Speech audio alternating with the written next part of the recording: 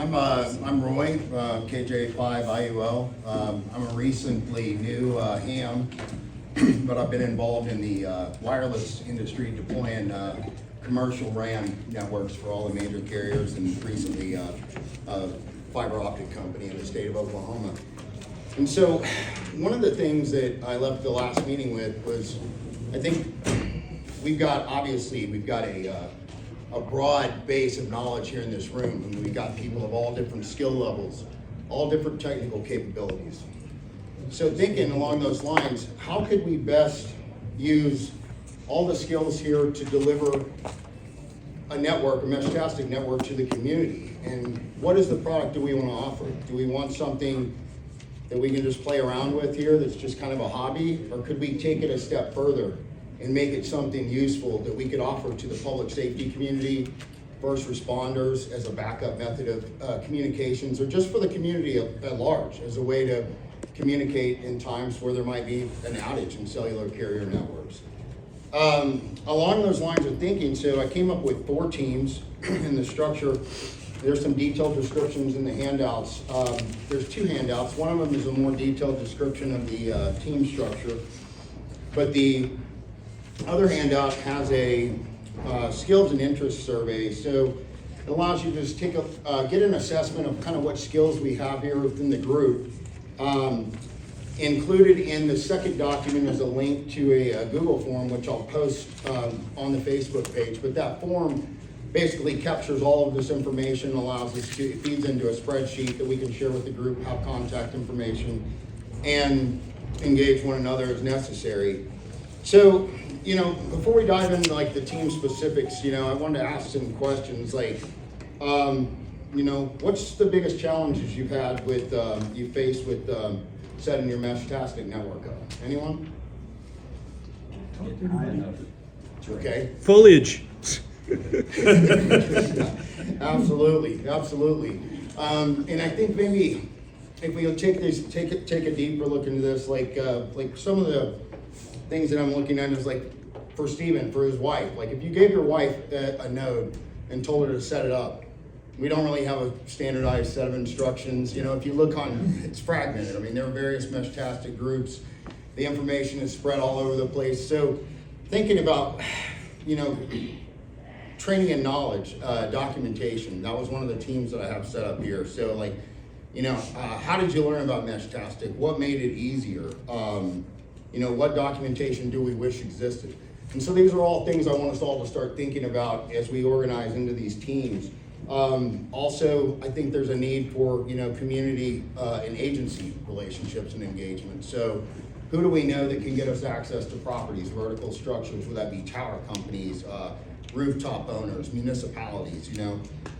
How do we engage those and identify the best locations, and what resources we have that would make network deployment easier? I think, you know, lastly, network deployment. I mean, I know we got a lot of guys in here, including myself, who've climbed towers before, so we've got technical skills, we've got people that could perform installations and serve us best to do that. So that's essentially the team structure that I have: a technical systems team, training and knowledge team, community relations team, and network deployment team. So, I mean, how do we see these teams working together? I think by combining all of our knowledge and breaking into groups, we could take one person to be the lead of each group. And I think we need to have a unified communications platform, whether that be like Discord or Slack.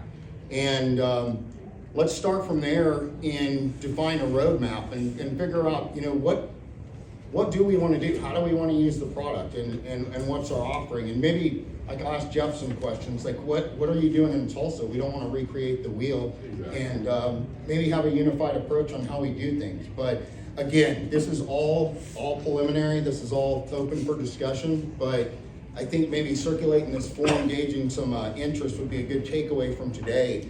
And then sharing that list with the groups and just, you know, saying, okay, well, here are our teams for next meeting, and decide, you know, what's our next initiative? Who do we want to engage moving forward? I was talking to a gentleman Tuesday night at the Elmer's night at the SCARS event down in Norman, and he said McLean County Emergency Management is actually using Meshtastic right now, or testing it out. And I didn't get to talk to him much in more detail, but I will next Tuesday. So maybe that's a good start on developing some good case studies and figure out how agencies are using this and how we could potentially duplicate that, find best practices, and move forward to offer a product for the community. So that's essentially all I've got. I think maybe, I'm open for questions, but I think that's a good start. Unfortunately, I don't have a whole lot more than that, but I think this framework initially will allow us to move forward. Yes, sir. Do we have any web developers or someone can build websites? Can we? I think you raised your hand. Train Must there? be it. No. I can, but I'm not an expert. I was teasing. I think I registered okmesh.com too. Okay.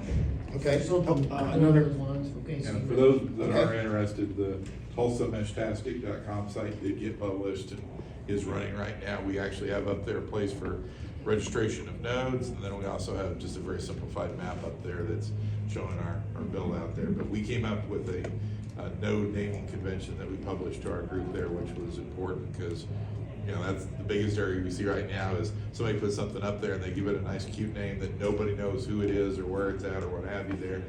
And unfortunately, we had a kind of a bad incident that happened on the west side of the town there, that somebody put something up on the air and they were kind of smart aleck and what have you. And next thing we know, the whole social media is blowing up with this whole thing, and it turns out the guy was just joking. But that's what happens when you don't know who's behind this stuff right there. So naming is a big part of it, making sure that as people put things up, you know who the person is, where they're located, do they have control over the things. Are you talking about node names? Or? Are you talking about node names? No names, yes. No, we're just talking about websites right now. Yeah, I understand. Okay, so. I was just saying our That's a website great has that point. I built mean, if into any it. of you have ever listened on any of the local repeaters, you got that one idiot that comes on all the time that, what does he say? How you cats and kittens out there, how are you doing tonight? Yeah, You probably yeah. heard that guy, yeah, that Yeah. moron. It- I mean, it's just to online. prevent things like that from happening, Most of the time, people just don't acknowledge them at all, but nevertheless, standardizing our nodes into a unique format where we know that this is part of our network, and this is, no rogue And nodes, then basically. the other item is, I don't know who made the logo. That was me, it's horrible. No, well, I copied and pasted from whoever Yeah. created. Can we get some shirts made? Sorry, guys. I copied the logo for the Telegram. It's So deep let's, fried. maybe let's take a scenario. Let's take a scenario. Let's say we're setting up a node for a fire station. What would be the first steps? I mean, let's just go around the room. I'm not the technical whiz, more of a project management background, but. The first thing we did on the Tulsa side there, when we had our first meetings, one of the first things we put together is what we called a fixed station development group. And the first thing that we did was looked at a standardized hardware build. So we actually looked at what other groups had done, and we decided adopting about 99% of the Austin Mesh build was what we went with.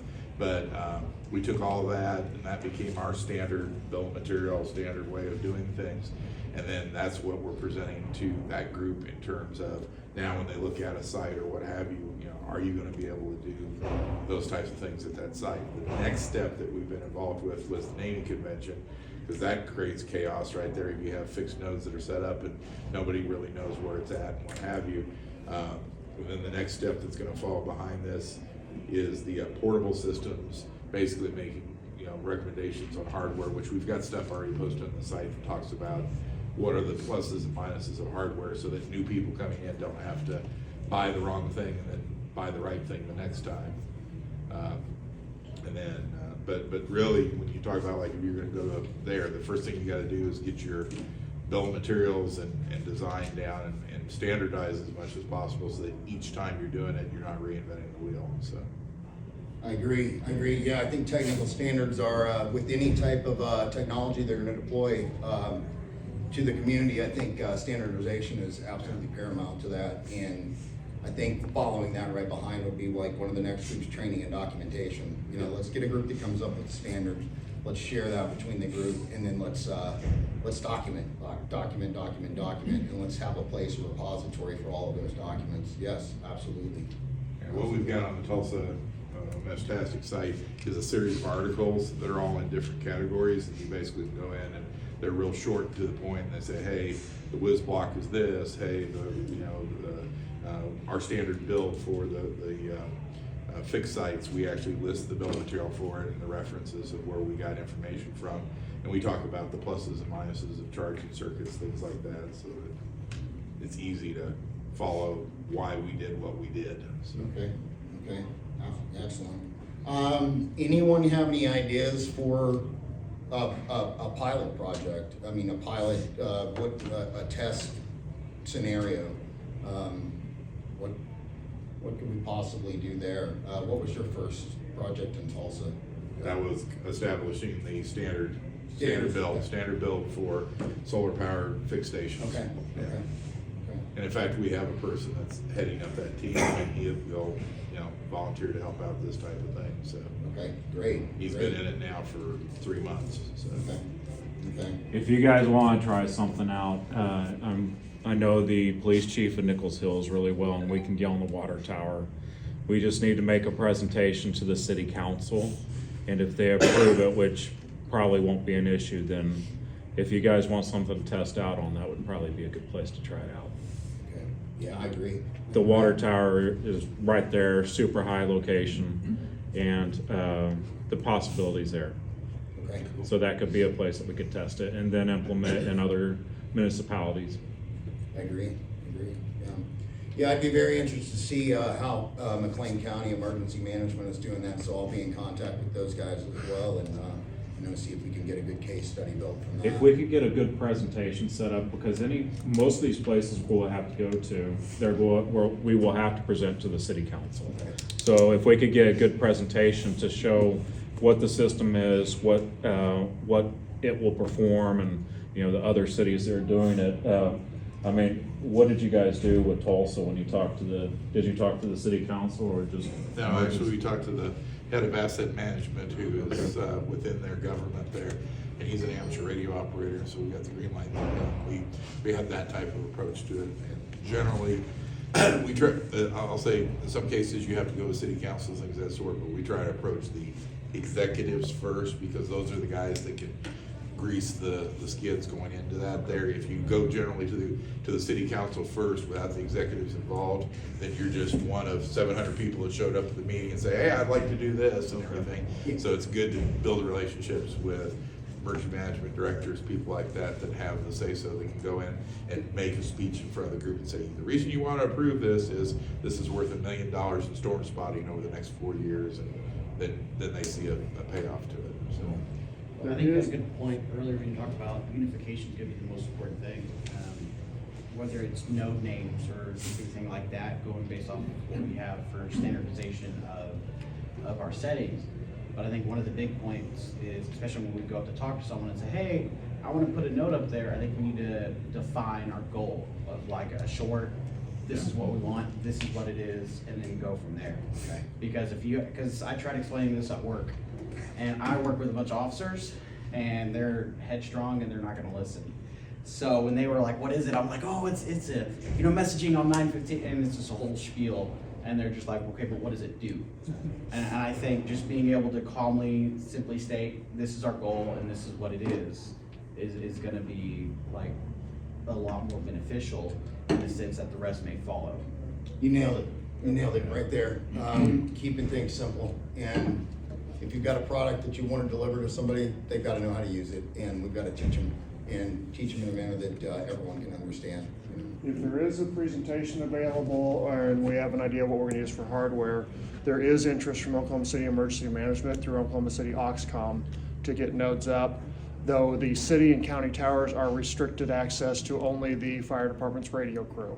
So they have limited access to the tower, but if we had a package available, they could just simply stick to the tower, they would be more willing to work with, to use that. So kind of bouncing off of that, how do we present to like if we were gonna go to someone important PD wise or management wise or structure wise that we wanna get up on top of, how do we, like, I think like you were saying earlier, there's a case study. If we can get more of those case studies and go up there and be like, hey, you know, we can send messages from here to here consistently, they're good messages, they go through and it's easy to use. How do we get access to those case studies? Is it just a Google Drive or? That's, again, we're just starting out here, so where we put the information, if we put it on Slack, Google Drive, Discord, however we need to communicate, I think that, you know, we agree on a unified platform that we can do that. But I think initially, yeah, I agree. Getting the technical standards ironed out, maybe getting a few case studies, and then getting some training and documentation put together that we can present clearly and succinctly and in a simple format to someone on, we're gonna give you this is how you can use it, here's some case studies, and you know, we would like to gain access to the structure to do that. Another thing that I'll mention to the group that's very important when you're dealing, especially you mentioned police departments, and that's been the majority of who I've dealt with in emergency management over the last 30 years or so. One area that we're gonna need to look into and make sure we've got full coverage, and it's two-pronged to it. Liability insurance, but the other side that goes along with it is also making sure that you have documents written by an attorney in such a way that the city or police or whoever feel like they're protected on the thing, because there's just a recent incident that happened. It wasn't Meshtastic, it's a different technology, but a community put it on the air, said, hey, this is gonna be a great thing and everything else, and somebody used it for some anti-Semitic content. Okay, that's really, really bad. Well, guess what happens? The group that is having a problem with it is suing the city now. It's all of a sudden this great thing that we put up in the air, we might end up, you know, $3 million in the hole when it's said and done. So we have to make sure from their standpoint, they see that they don't take on increased liability by hosting this, that something bad could happen, that we're going to provide protection.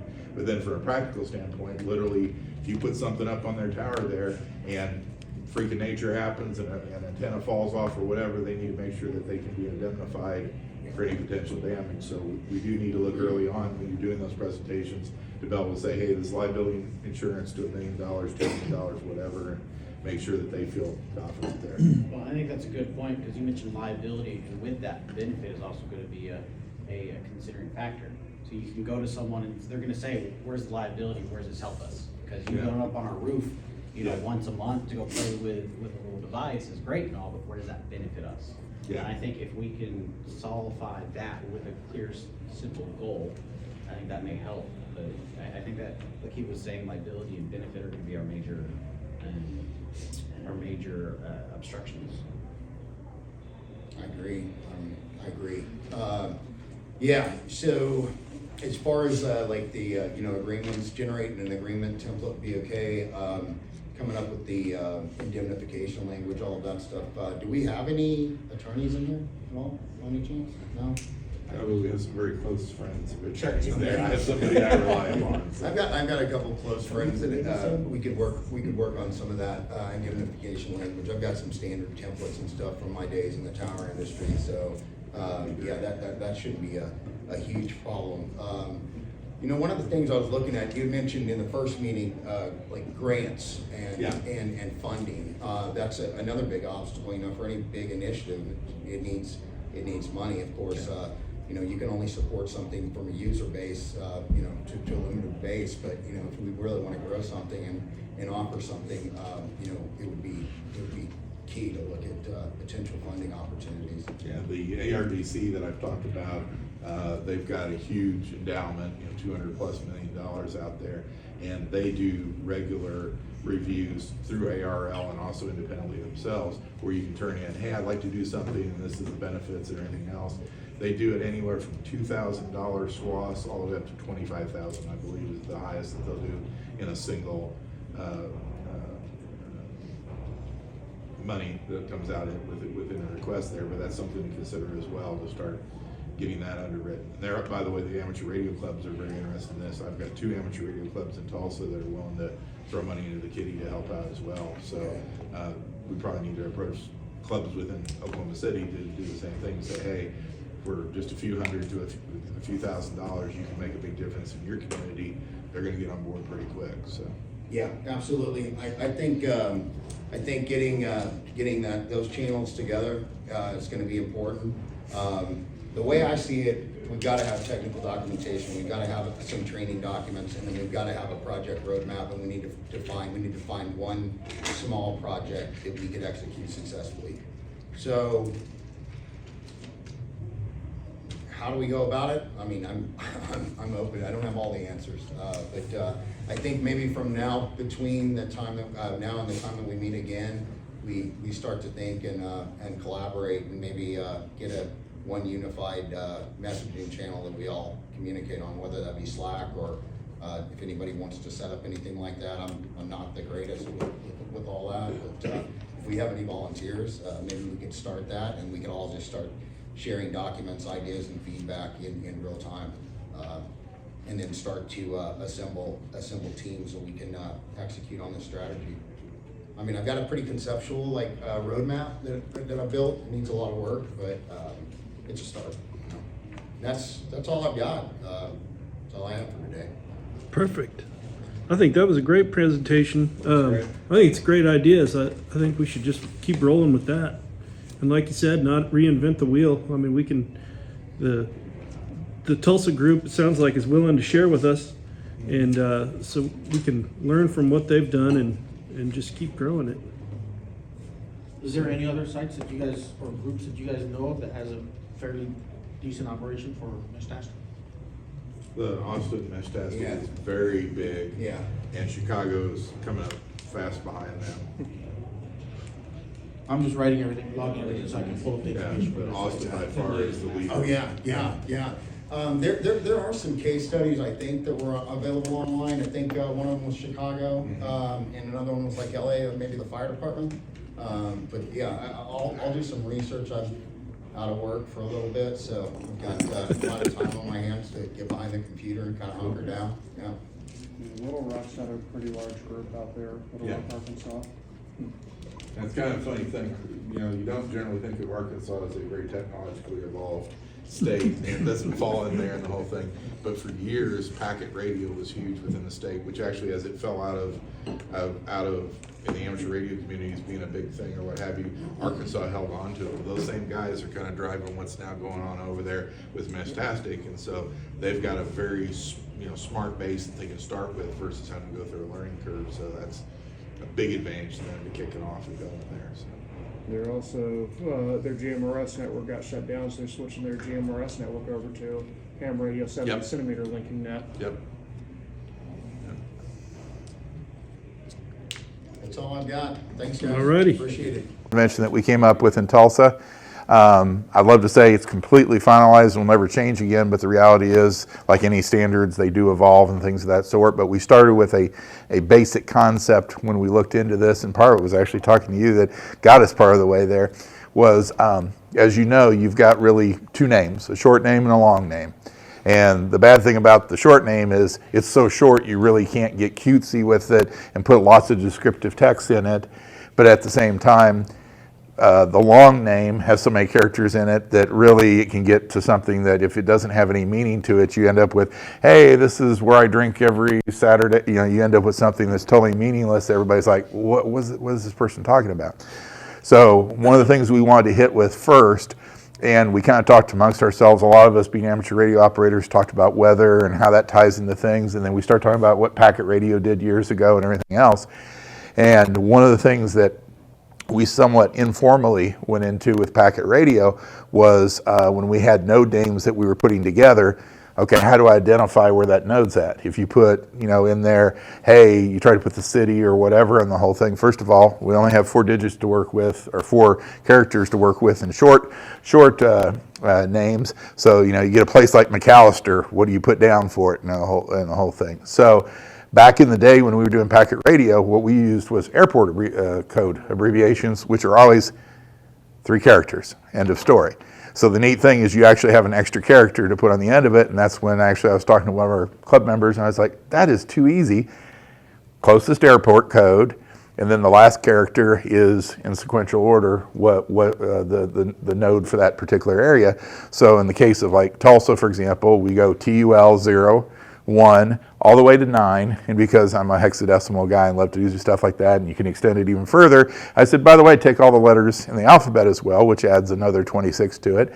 And then we could also go lowercase beyond that, which would give us another 26, so you end up with 58 codes, if I calculate it correctly there, that you can have for a given airport. So it'd be TUL 0 through 9, TUL A through Z capital, TUL A through Z lowercase, and then special characters if for some reason this thing grows so large that we have to go there. In the case of Tulsa, we actually have 2 airports that are within the area. We have TUL, which is the Tulsa International Airport, but we also have RVS, which is Riverside. So we really have 2 main top codes that can be reused as well. So the first thought was we got to get something there that identifies, what this is from a short standpoint. And in order to use that, what it requires is people register, because you could have people trying to reuse the same code. So we've actually on our website put a registration page. You fill in all your information, and as an administrator, I come back to you and send you an email that says, hey, you have been assigned the following codes. So that takes care of short codes. Long codes was part of what we were talking about there. Was there's a thing called what 3 words. Has anybody heard of what 3 words? Okay, so you know what I'm talking about. And this just fit perfect for it, because chances are even a mobile or portable node is going to have a base of operation, a place that it's coming out of. And if all else fails and you're trying to figure out who this person is, where this thing came from, whatever, you probably use GPS coordinates and put that in as part of a description or something. Doesn't make a lot of sense. But what 3 words actually converts a GPS coordinate, and it's good to 10 feet. Is that correct on the whole thing? 10 feet, I believe, is the accuracy. Or 3 meters. Yeah, 3 meters, 10 feet. And so the idea behind that is the long code will be your short code, space, and then the 3 words that go with the GPS designation. And so that allows an identifier to say where you're at any given time, but it also gives a fixed base of operation to say, hey, even though if I'm a mobile going around and I'm down in Choctaw, hey, my fixed base of operation is this coordinate, which is someplace, and it makes it easier to identify who the potential source is on that. So that's what we've started out with as far as a naming convention is concerned, is using short name, what 3 words, and then the short name being based on airport identifiers to keep it to something that's manageable. Because some people started trying to use call signs, which is great, except that call signs go beyond 4 characters. Okay, what do you do with that? Well, I'm going to put my call sign over my long identifier, and then I'm going to have a cute name over my short identifier. So until you see the long identifier, you don't really know. Just as we went through those, we didn't go that direction. What 3 words will leave a few extra characters in the long identifier payload, so there will be room to put other things in if we add on to it. But at this point, that's what we're starting with as far as identification scheme is concerned. So just wanted to share that with the group as things to think about. And certainly if people have other ideas, it's like anything, we can be flexible and grow as we go along there, but we wanted to start with something that had a starting point to it to start the conversation off and get going in a direction to go with this. So your fixed location would be the airport code, then space, then your what 3 words location for fixed? yeah. Okay. Yeah. So you said you'd have, like for example, if you're TUL 0, which is who I am, TUL 0 space, and then the what 3 words would go right behind it. Jeff, can you explain what 3 words? Yeah. What 3 words is it's a company out of Great Britain that identified a system, and they take a GPS coordinate and they have an algorithm that converts it into 3 catchy words. And so basically your GPS coordination becomes 3 words, and in their case they put dots between them, but you can put spaces between them. You can do anything, you just got to separate them. But if you take those 3 words, go to the website, enter it in, it will pull up a map and give you the exact GPS location that's at. So it's a quick way when you're talking to somebody, and I'm trying to remember what my what 3 words are for, I don't have my phone with me here, but I have what 3 words for my location there in Tulsa. If you take those 3 words, enter in their website, you immediately have a way to go straight on down to what that GPS location is. Within 10 feet. Within 10 feet. So it's either front bedroom or back bedroom at my house, yeah.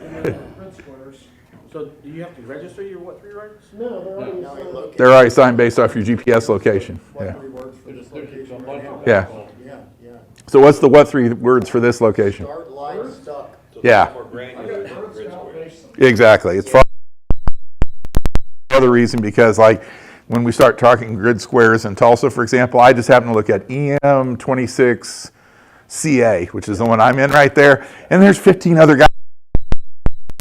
We use grid square, then there's 15 other friends and nobody really knows who it is, and then at that point you have to go door to door to find people. Whereas with this, literally when I enter in my what 3 words, it lands right, I think mine lands in my driveway of my house. You have a pretty good idea who I am and who's there and everything You gotta else. use your computer to figure it out, because if you Yes. go 10 feet over, those are completely 3 other words. Those are 3 other words, exactly, yeah. Yeah. Use adjacency. Yeah, so the good thing is also because it uses words when you tell somebody about it. The worst thing in the world, and this is just from using two-way radios, if you try to give a GPS coordinate over by voice on the radio or on a Zoom call or anything like that, people are like, oh, was that a 3? Was that a 7? Did you say .7? Whereas I think, what did you say the 3 words were for that again, for this location? Let's see, it may have changed, well, now it's changed, says, because my GPS is fluctuating, but it's Earth's about basin. Okay. Rice crops burns. Yeah, those are words that, it's kind of like phonetics. Those are words that you're going to hear that's going to be a lot easier to translate, in my opinion, there. So. If any of you guys are in Northwest OKC and you want to talk about Meshtastic and have a beer, you can go to Puppy Disputing Lockdown. I love it. Puppy disputing Puppy Disputing lockdown. Yeah. Coming from the instant gratification generation, Yeah. is there any way we can incorporate emojis? Because when I see a cheese Someone emoji, did. I know exactly who that is. I don't Okay. have to think, and we don't have to put anything in. But when we're talking about like a general node or a general area, Tulsa or something like that, is there any way we can incorporate just a solid? How did he do this? You gotta get into the code, I researched it. Yeah. How the heck did that happen? With the kangaroo you're talking about Yeah. there, signal hopper? I'm not sure exactly on that. Because that would have to, and that's an excellent question there. I don't know that emojis have been fully implemented into. They did have for a while. They were locking up devices. Yeah, exactly. So that's something I'd have to look into see. It's a rabbit hole, I researched it, and you gotta get into the code. Yeah, There's 2 more. Green circle and a house. yeah, But something general, like I said, cheese. Anytime I see Yeah. a cheese emoji, Yeah. I know who it is and who it's tied to.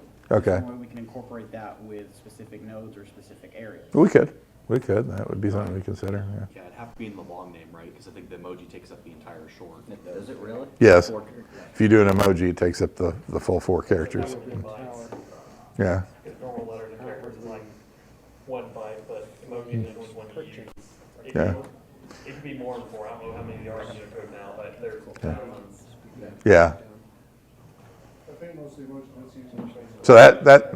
So that would be another route to go there, is to use the emojis in the short, using up the entire thing. And so basically each individual for a given area would have an emoji. Now, the only thing that takes away, just talking out loud here, is now that you don't have a local identifier in there, that emoji is for the entire universe. And even if you have thousands, we're going to have tens of thousands, hundreds of thousands of people.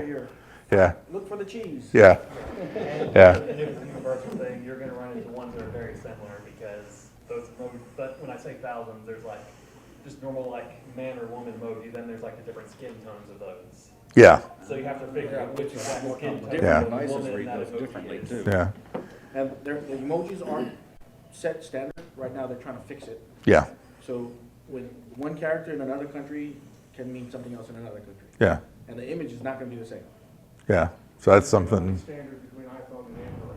So what about QRL codes for like the profile pictures? Because I've seen profile pictures, sometimes it's just random things. Is there a way we can incorporate that and do like one of Don't those? think you really do that on Meshtastic. The bandwidth's So not there. I see, Yeah. when I have iPhone, when I scroll through some of these nodes, I've seen like different pictures for when this you click guy? on a node. Yeah, I've seen like different pictures and stuff like that. Is there anything you can incorporate? That sounds like something maybe you didn't like the client on your phone from like your location data or something, because like long fast Meshtastic is only like a kilobit per second of data. If everyone was pushing pictures through that, it would be looking stuff up. Yeah. Yeah. So they're not putting native pictures through there. They've got to be, That's yeah. generated somewhere, presumably on your phone or. That's got to be a hyperlink to something else, yeah. I just want to get people thinking about that. We do have a Google group for Tulsa Mesh, so if you go up to Google Groups and go Tulsa Meshtastic, in that Google group, we actually have the published standard for our naming convention. If you go up to our website, you'll see where you can apply for to be assigned a node name, and then we have a little map up there as well to show, have that fully published out. That also goes to the point of what you were talking about, and that is if you get troublemakers on the system and things of that sort, my feeling is the more you have everybody register into the system and operate on that type of system, that keeps that ability to be completely anonymous out of it. What killed the internet back in the 90s going into the 2000s was there were so many rabbit holes you could hide in and nobody knew who you really were, and then you could start sending out messages that were very objectionable and nobody knew about it. Whereas if you now have a registration system, then we're all living off of the same system right there as far as that's concerned. And now we've got a uniform situation for it. Go ahead. Is it possible to boot somebody from the mesh if they are doing something malicious like that? Right now, I don't believe there's anything within their code to do that. But what we've talked about internally is setting up some channels that are completely encrypted and only sharing those keys with the people that are approved on the system. So effectively, it's not you boot somebody, it's you don't get to play in the playground until you become part of the organization right there. Yeah. There's currently no way to boot people. That you could do with having each person in the group hit like the ignore button on the client, but that's not a universal thing. You have to get everyone to do that themselves. But I think an encrypted channel will be the best way to do it, and with a key that changes on a semi-regular basis. So even if there's somebody that's under old, regime or what have you, you're keeping up with your current users within the system, and you send out a new key and say, hey, by the way, for the next 6 months, for the next 3 months, the key is going to be this. Boom, and then move on. And that way, like I said, that takes the anonymity and those things out of it. You can pretty well figure out pretty quick who's doing what and what's going on there as far as that's concerned. Has anyone tried fox hunting or direction finding a node to find the location of an offending node? We haven't, but we have the capability to do it. I have my own personal Doppler system that I've used. And so with a Doppler system, you can very quickly do that. The other thing that I've also done as well is used fixed locations with exactly the same type antenna, feed line, and radio receiver. And at those locations, using relative signal strength to triangulate positions very quickly right there. And it's not perfect, but I can tell you it gets you a pretty good idea within, I'd say, quarter mile of where something is coming from. And then once you get to the close location, what you end up doing is literally, in the case of our equipment here, you would put a lower gain antenna on it and then start going on down. I would typically use an SDR in that application, then be able to start locating down and figuring out where somebody's at. And then at that point, you're literally gonna be, on the street before their driveway, and you're gonna have a pretty good idea where it's coming from. And heaven forbid, you're on the street on that driveway and they're walking in their front lawn with a big antenna up there doing this thing in the air, then you absolutely know you've caught them on the whole thing. So. Fox hunting, people interfering over years. Yeah. Usually as soon as you say stay close to their location, they stop. Yeah. Because when they realize that you can actually find a signal, yeah. it's fun for them. Yeah. Yeah, that's exactly it. The thing about it, I'd say, is having that threat available is what will keep the majority of the people from being crazy. When you don't have that threat available is when people think that they can do anything they want to. But going back to encrypted, channel right there, okay, you can't get in here and start playing here unless we know who you are. So I can't remember where I read it. There's a data logger that is tied to whichever channel that you pretty much have a server with the MQTT. Yeah. It watches the data log and just logs everything. I don't know if. Yeah, MQTT. Several websites that do like a mesh map. Yeah. But it's specifically for that channel, so in case we have situations where somebody comes on. You would have a log of the record of what happened there, exactly. You'd have to set that up, because like I think the source code for, like MeshMap, for example, is open. I know there's others that do the same thing. It's just being able to listen to the MQTT server, pull it down, and put it on like Google Maps or whatever. So back to, I'm just pushing out there, have a server? Someone build one, or? Yeah, that wouldn't be too complicated. Cheese said he had a server we could use. He was talking about starting his own MQTT server. Yeah. I was actually looking at it and I was like, okay, rabbit hole, I'm out. Yeah. How does that work in the legal perspective? As far as? Is it just a harassment thing, or you say you find this individual, what's stopping them from keep doing it? Okay, depends upon what they're doing. Yeah. This is the key. Anti-Semitic versus. Okay, yeah, and things of that, there are certain laws that would govern that type of thing. If it's somebody that's just annoying, it's kind of like what we have with amateur radio. You get somebody on there that you're just like, geez, would you please not talk 24 minutes straight on the repeater about the latest surgical thing you had done. You know, that's just bad taste in their mind, and you just have to put up with it. That's life. That's the way it works. Typically, I'll be blunt about it. You go one-on-one to that person, and most people are reasonable. If you tell them, look, everybody's not wanting to hear this, whatever, most reasonable people will back out of that. Where you're going to get into the gray areas, and I can tell you this is where it kind of moves from city to state onto federal side on this whole thing. If somebody is putting something on there that breaks law, absolutely you go to the local authorities, you provide the evidence, what have you. That's a very easy thing to take care of. But they're still using the system in an okay way. That's where it's at. They'll stay at a local level. Where you're going to get into federal is when that person starts doing things to maliciously interfere and do things that are against what Part 15 says that you're allowed to do.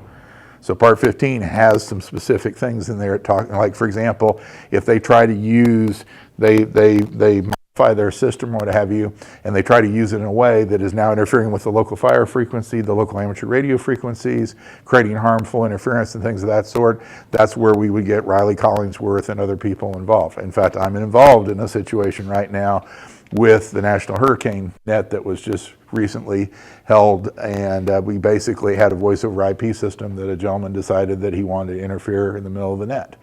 We have recordings, we have traceability, we have everything that goes with that. So that's where it then moves to where you're taking it to the FCC and saying, hey, you're doing something that's completely out there. Where that would also system wherever to publish a false emergency situation. Say, hey, I'm over here and somebody's got a bomb and they're blowing the whole place up, and you know, yell that whole thing out there. Yeah, then that's going to be a situation that you're using frequencies to create a public nuisance and things of that sort, and that's where the feds would be more involved with as opposed to local. You still would have local and state regulations that would be involved, but ultimately that's something that's, you know, where people would be out of their whole deal there. If they're just annoying, like I said, you got to deal with it, what have you.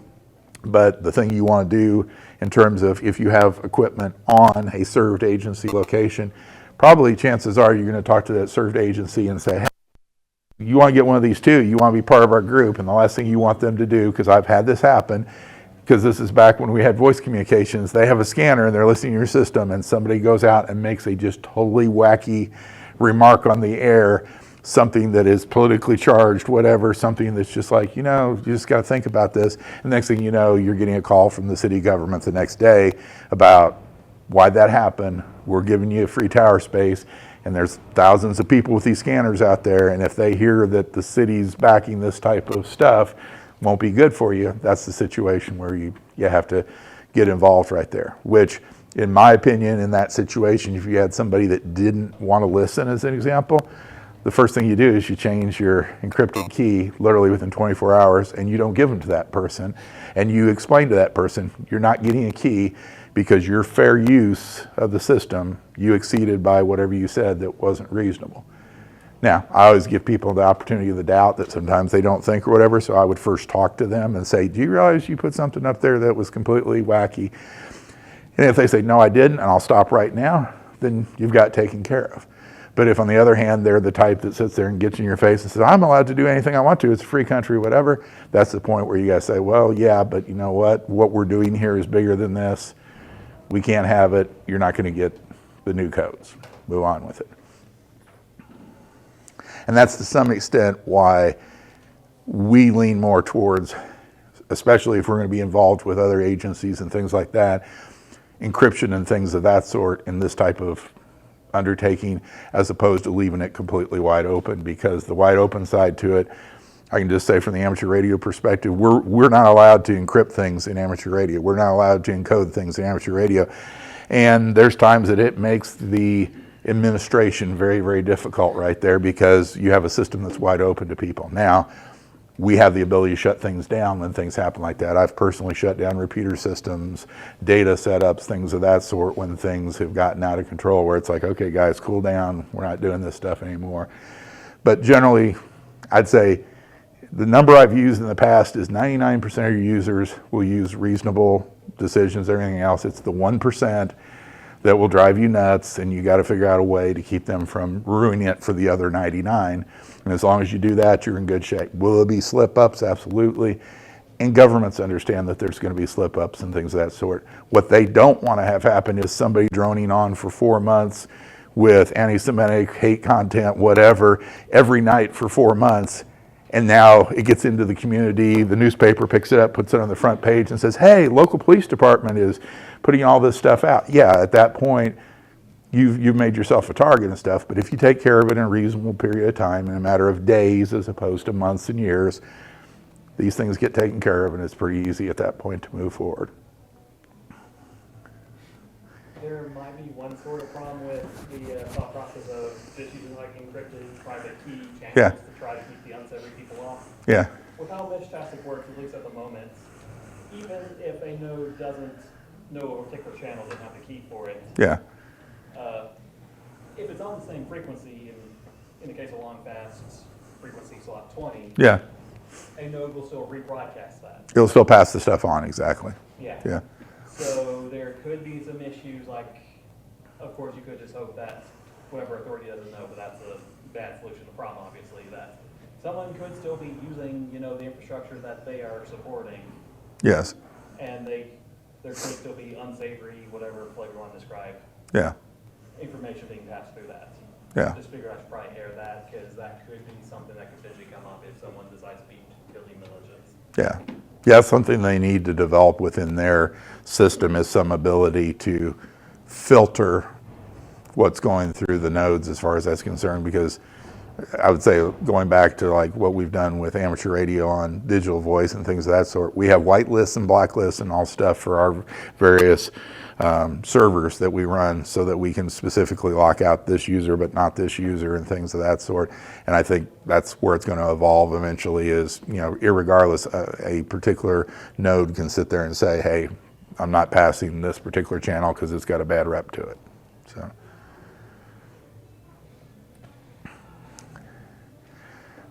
Heard a few discussions. I'd just like to briefly cover 900 megahertz, the wonderful 900 megahertz band right there as far as that's concerned.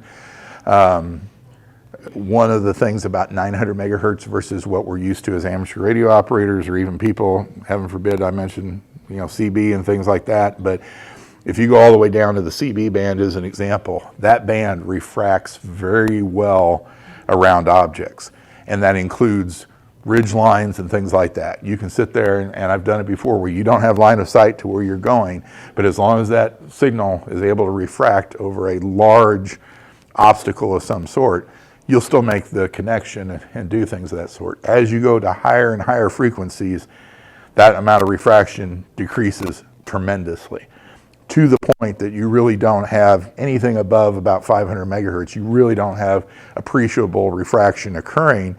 So now, and then the other thing is things within your environment. The larger my band, the larger my wavelength is, the more it can refract around objects. Well, does anybody know 900 megahertz, what the bandwidth or what the wavelength is of 900 megahertz? 33 centimeters. 33 centimeters. Anybody know how long is 33 centimeters? It's small. So the point being is objects such as trees, leaves, become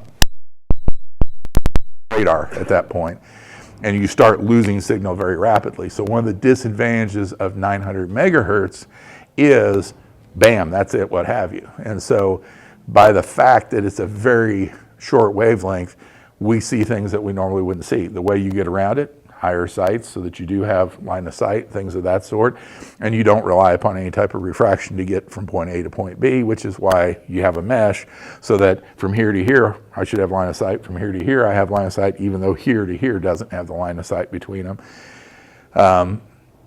So that's, what you're dealing with in the 900 megahertz band. The other thing that you're dealing with in the 900 megahertz band is you're not the only people in the 900 megahertz band.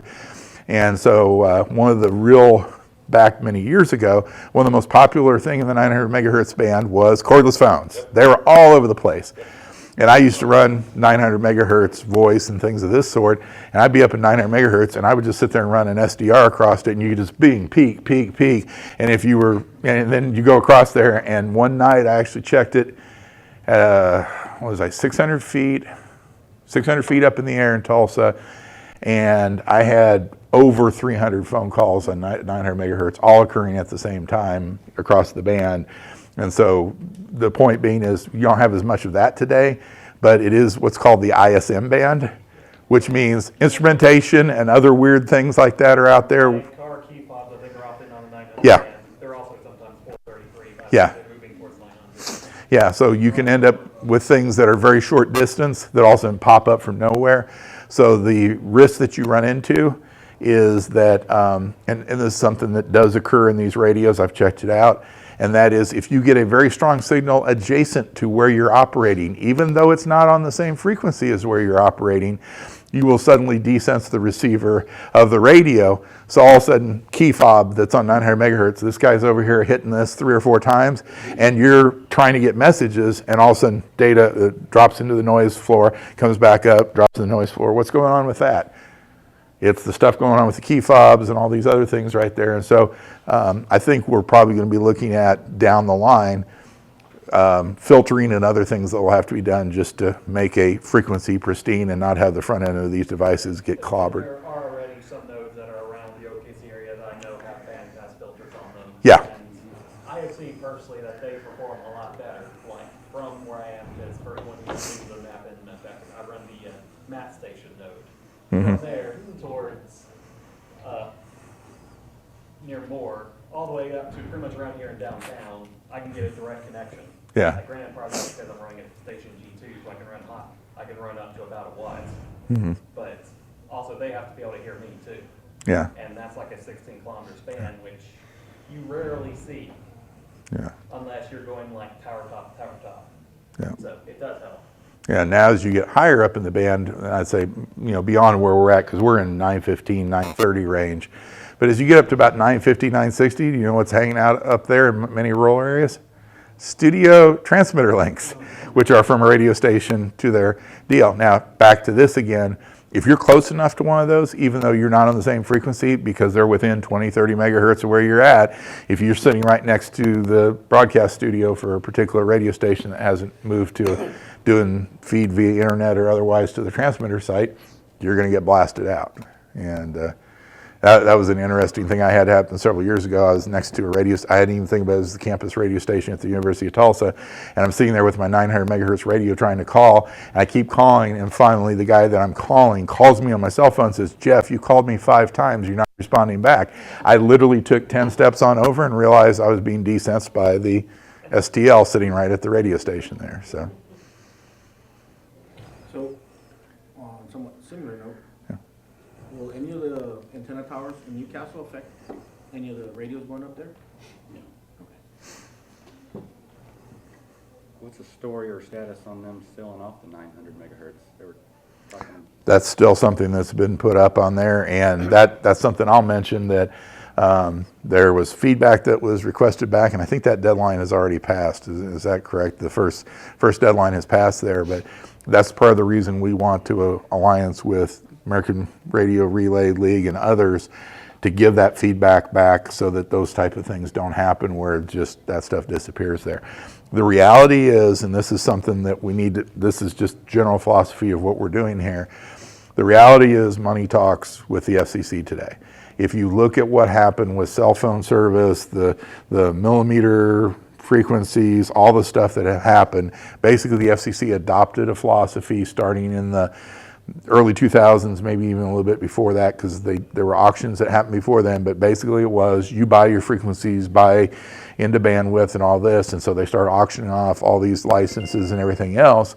And what that's created is, if you're sitting there petitioning to the FCC, one of the first questions they're going to ask is, what type of monetary situation do you bring to the table? How's this going to impact things? And if your answer is, it's fun, chances are they're going to sit there and say, yeah, there's a guy over here that can make $16 billion. You lose. Game over. What we've in amateur radio used is, we talk about storm spotting and other things. What public service side, that provides a service that's worth so many $1 million a year to the local municipalities because they get a weather warning earlier and things of this sort. So when we're talking about the document of what we do and trying to sell this there, then you start putting monetary values to it and saying, hey, by the way, by the fact that you got a tornado warning 7 minutes ahead of time, save 16 lives, save this, save potentially property being damaged that could have been moved in the period, like cars and things like that. That's the type of things that you're going to have to hit in terms of making sure that at the bigger picture, the 900 megahertz band doesn't get moved there. The good side, bad side to it is, I don't think that petition is going to go very far because it also displaces a lot of other license-free stuff there. And I don't think anybody's going to be real happy about that. But the bad side to it is, we're in a license-free band shared with everybody else. So if, heaven forbid, we expand into something else at a later date, it probably makes our ability to enter into a different frequency band harder because we're in a license-free band. So that's the, versus amateur radio, which is a licensed band, has a little bit higher ranking in the food chain there, so to speak. So, so that makes it a little bit of a harder discussion. Would it make sense to, I think this technology, or what we could develop would be a good complement to like Aries or RACES. Absolutely. I think once, moving along the road, I think once we get our channel configuration and technical documentation training and what our value proposition is, I think maybe, in our roadmap, somewhere like 3 to 6 months down the road, we look at engaging with one of those groups. Yeah, I'd throw this out just to the group, and I'm not, just because I say it doesn't mean we have to do this. So I want to be very, very, very, open-minded to everybody here, because I sometimes throw stuff out and I'm like, yeah, let's go and everything like this. Doesn't mean we have to, but I would tell you when you were talking about what's the first project that we should bite off and go with, kind of how do we start with this and how we go and everything. It's the first one that came to mind to me. Weather spotting coming up next spring, perfect timing. And now you're contacting the local served agencies, and that's high on their radar at the time, no pun intended. And at the same time approaching National Weather Service and others about, hey, by the way, this will allow you to get storm reports from people that traditionally haven't been able to provide them before if power's out in their area, et cetera, et cetera. Worst case scenario, and this was what we had happen in Claremore, Oklahoma. I was the net control operator when this went down. We had a tornado that came into the west part of Claremore about a year ago, I guess. It was maybe not even that long now. But it came into the western part of Claremore, and the first thing it did was it took out a major amount of the power in the town. Okay, I'm sitting in that part of the town, and I know people told me this. They pulled up their cell phones, and their cell phones weren't working because the generators hadn't kicked in yet at the cell phone sites, et cetera, et cetera, et cetera. Okay, you're not getting any reports on the site of what's going on there, even though there's a tornado going right down the middle of your city.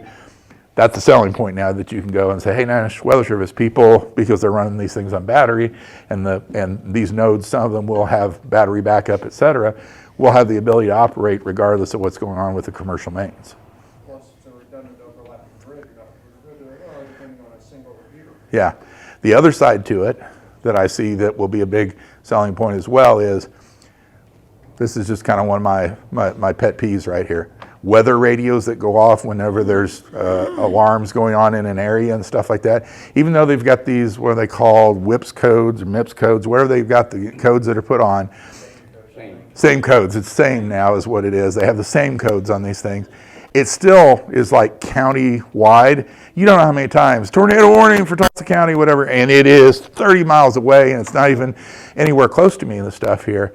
Well, with this, we can actually tailor it to individual bulletins going out to individual nodes, what have you. That might be something to approach of saying, now this becomes this is what Tulsa likes about it, is now I can get information out to individuals there in that area that have these sitting on their bedside. And hey, you have a tornado warning. And by the way, that tornado is 0.45 miles away. So look for the shingles and you know which direction it's coming from here. Yeah, we do have all the same codes added into the bot that I've Yeah. put in there.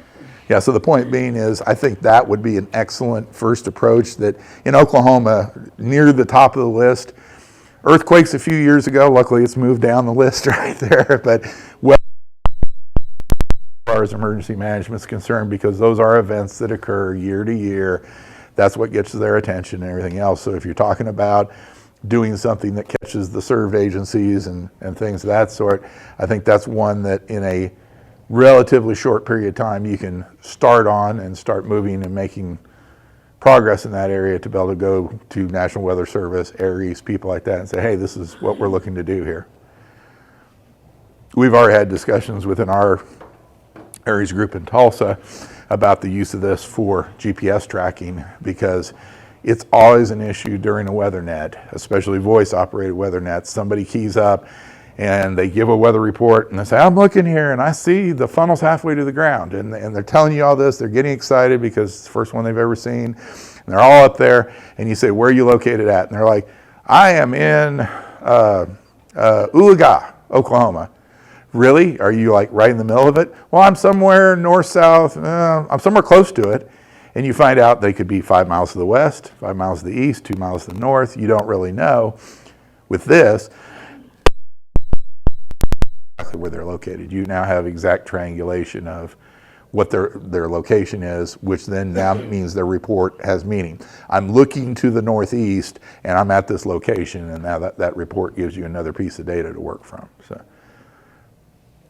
I'll make sure all those nodes do have GPS on them though, because yes. it's still not really the norm. No. When you look at the mesh, I think maybe 20% of the things I see on mine has any sort of location at all. Of course, some of them are just fixed set locations in the firmware. But Yeah. If the internal GPS, not just relying on the phone, because I have a mobile that tends to just stop talking to the phone and go. Oh, that's fun. Yeah. It still thinks it's halfway across the state. Yeah.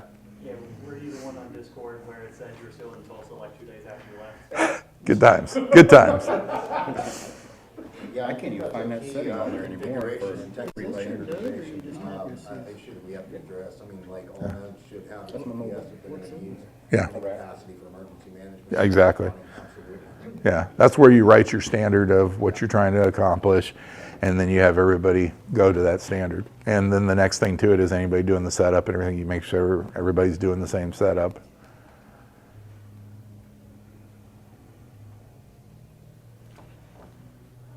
That's about all I've got right there. We are, for those that are interested here, the Tulsa Meshtastic group will be having a Zoom call coming up this upcoming Friday. It'll be our last one for the year.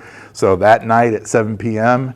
I do have it posted on the Oklahoma Meshtastic group. So just go up there, click on the Zoom link, join us up there. I encourage you guys to come up and meet some of our crew other than myself and find out what we're doing. We do keep recordings of our meetings. And if you want to see some of the old recordings, just send me an email and say, hey, you know, like to see more recordings of what's going on here and stuff. We don't just send them out we don't post them up on the internet just because we don't want to have everybody and anybody sitting there taking clippings from it and everything else like that. I had a few issues a few years ago with ones I put up there that people were taking snippets of it and putting together stories that didn't have them. See, and this is what they said in the meeting. So now I'm just like, give a private copy to a person and let them get on with it. It's crazy how many people do with their free time these days. So. Free time, exactly. Yeah. Any other questions, anything like that? I've got a dumb one. Okay. I'm looking at the long fast, and I saw this yesterday. Somebody posted SEQ1, SEQ2. What is that? Oh, that's, SEQ, what's that called? Is it the range test? Yes. That's the range test, yeah. Okay. Wasn't sure what that was. I Yeah. hadn't seen Are there any other modules we can Yeah, that one add time, a long besides time ago, one GPS guy just had it to going help for hours. increase We the, had to get him to shut it the off. So these valuability? are- Absolutely. The big thing that I would see would be weather information, because adding in temperature, humidity, wind direction, wind speed, potentially amount of rainfall at a location, things of that sort. So, Jeff, are those part of you guys' standard build in Tulsa? not right now, it's not, but we are planning to put temperature and humidity on the standard build as our next step to go to, yes. But those are the big things that I would add on there to be able to monitor, because now, this is the other side the National Weather Service would be excited about. How many people are familiar with the Citizens Weather Observers Program, CWOPS? If you guys back there, anybody else heard about it? So the Citizen Weather Observer Program is people actually put up stations that report weather conditions at their locations. And I can tell you, the National Weather Service uses that information to see where a front is, what's going on, because they don't necessarily have instrumentation everywhere.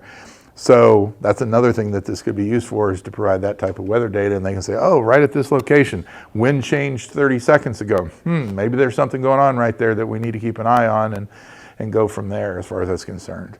And there is actually the Citizens Weather Observation stuff. A lot of it goes to the APRS servers, APRS-IS servers, and the same information could be fed into there as another observer in the program. So, That's called what? Citizen Weather Observer Program, CWOP. And it's been big. How many years do you think we're into it now? Quite a while, because Almost. that's what, like Weather Underground used to use a long Yeah. time ago. Yeah, so it's probably been 30 years, I would guess, that we're into with it. Yeah, it started up with APRS was the big thing that kind of drove it, because everybody with APRS stations set up weather stations, and as the information was feeding out, then it became big.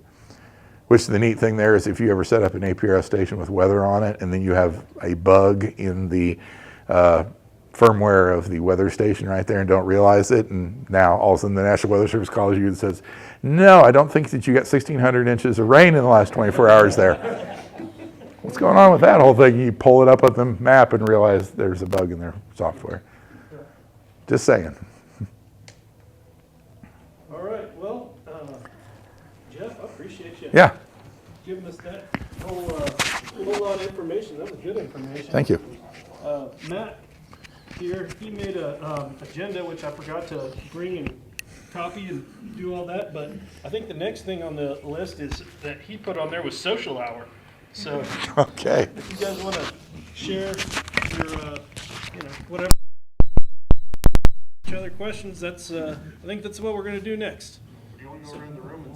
So I'll be working with them. They're still getting reorganized from the recent reorganizations. And I just got a couple mobile nodes right now, but getting more going. So. Yeah, I'll go.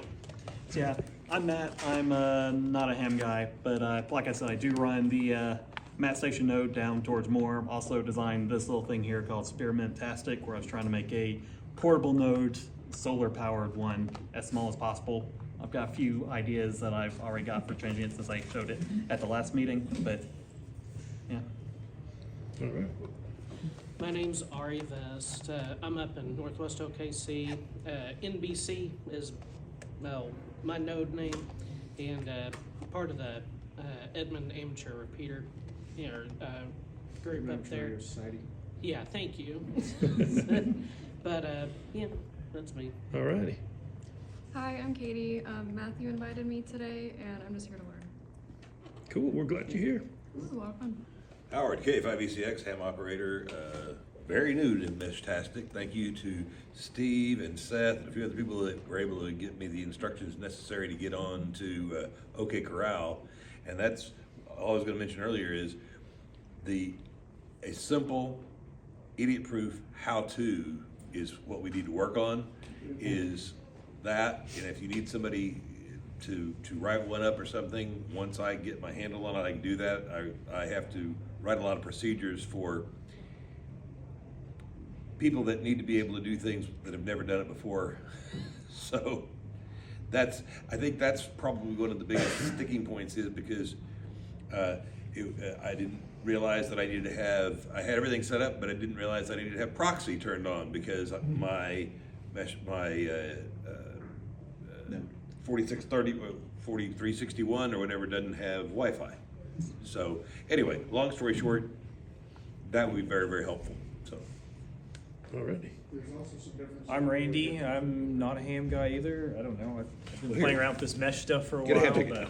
but just here to find out what we can do or help to do, expand it, whatever. Good deal, Randy. Thank you. I'm Tyler. I'm out from Tulsa. Pretty new to this whole thing. I'm not in ham either. But yeah, just pretty interested in the like off-grid kind of weatherproof, I guess. Not weatherproof, but you know, communication side of it. Yeah, for sure. All right. Oh, I'm Tommy. I go by Motzi. Been building out in Texoma, getting it all set up. Mr. Muma. Mark Mumaw. I'm web guy, communications. I've got the Infidel Jedi nodes, and I'm married to Innocent Bystander. I also have Willow Bend Tower, which is actually on a tower, kind of now. It's 19 feet in the air, which is better than it was. So, that's all I got. Okay. Hey, I'm Steven, KO4TDB. I live out in Blanchard, work out in Choctaw. I just think it's cool to be able to send a message from Blanchard to Choctaw without having to use like a cell phone or anything like that. So I think ease of access is like the coolest thing coming from the instant gratification generation. And Zuckerberg doesn't know. Yeah, exactly. Which is awesome. Matt, Newcastle, no name, Newcastle. New to ham, new to Meshtastic. Nothing else. Welcome. John, AF5UV, ham operator, obviously, and new to Meshtastic, and just think it was something good to play with. Cool. Dave, WD5G. I live out in the east part of the county and been doing Meshtastic, I guess, what's it, summer? I don't recall exactly when. And anxious to see where it goes. All right. Dwayne, AA5KD. Kind of new to Meshtastic also, but Dave and I were the first 2 Arden nodes in Oklahoma City 8 years ago or thereabouts. So. Man, has it been 8 years? Wow, that's cool. All right. Steve, W5GDL. I've got the downtown site. I'm kind of the gun guy that got us here, and I think we'll go get some more sites here coming up pretty soon. So, yeah. All right. Introduce your companion to. Oh, and that's Luger. He goes with me everywhere. I'm Roy, KJ5IUL, recent new ham technician licensee, and what got me interested in Meshtastic was a friend of mine several years ago was working on a mesh network out in the Gulf of Mexico for oceaneering, connecting all of the vessels that they had operating in the Gulf, serving the oil industry out there. So I kind of learned a lot about it back then. I thought the resiliency of the network of being able to communicate and in rough environments without a commercial power source was really neat. So awesome. Here I am. Jeff, and my amateur radio call sign is AE5ME. Been doing it for 25 years plus now. And anyway, been involved in digital stuff all along the way. What caught my attention was Meshtastic. It's kind of funny that you guys mentioned what you guys were doing at 2.4 gigahertz. We tried to do the same thing in Tulsa, and we have lots of trees, lots of hills, and everything else. And it was like, oh my gosh, I can go a whole 500 yards here. Woo! You know? And so when Meshtastic came along, it was like, hey, because it's a different band, because it's also a much narrower bandwidth, we're having a lot better success with it. In fact, our Williams Tower / BOK Tower, it's the 650-foot building that we're on top of with one of our nodes. That particular location is being reliably seen 28 miles away, which we could have never done with Arden right there. So very excited about what we're doing here. Awesome. And Steve? Name's Steve. I'm up in Edmond. I'm a ham, KI5MMA, and my node is Lake Rat. So I don't know if anybody's seen that or not, but I got interested in Meshtastic about a month ago. Found Steven and found the meeting, and I'm having fun with it so far. Good, man. All right. I'm WY6Y, and I'm just a camera guy.